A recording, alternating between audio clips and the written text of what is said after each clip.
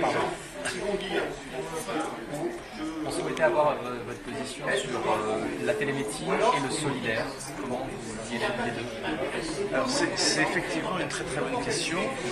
Je travaille actuellement en Afrique sur des projets de télémédecine portés par les gouvernements africains, et il est vrai que lorsqu'on compare, disons, les besoins qu'il y a en Europe et les besoins qu'il y a en Afrique, on voit très bien apparaître le terme de solidarité vis-à-vis des populations africaines.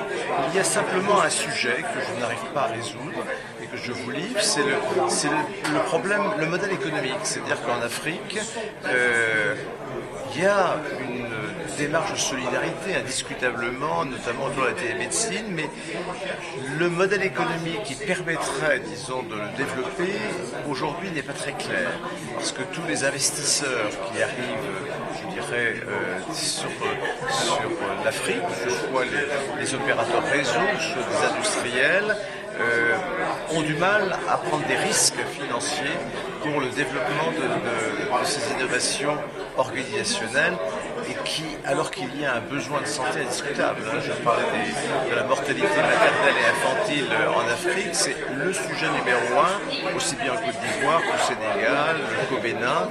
Et là, la télémédecine peut apporter des réponses très simples, avec un modèle économique qui n'est pas aussi élevé que celui que nous avons en Europe. Voilà, donc je pense que solidarité et télémédecine, c'est très important dans ces pays qui sont en développement, et il faut que nous, Européens, qui n'avons pas le problème, je dirais, économique du développement, nous soyons solidaires de ces pays. Et si on revient en France, le modèle économique est aussi évoqué comme étant le problème majeur de la difficulté. Alors le problème économique en France est mal posé, c'est-à-dire qu'aujourd'hui on juge que la télémédecine va créer des dépenses supplémentaires, et ça c'est l'argument majeur de l'assurance maladie, et alors qu'on a des gains d'efficience manifestes, mais il faudra probablement attendre quelques années pour le retour, je dirais, vis-à-vis de ces gains. Et donc on a du mal à convaincre les acteurs actuellement publics, et notamment l'assurance maladie, il faut y aller en fait, et c'est évident. On a aujourd'hui suffisamment d'exemples pour dire qu'il y a des gains d'efficience, soit sur les transports, soit sur les hospitalisations, qui sont les dépenses majeures de l'assurance maladie.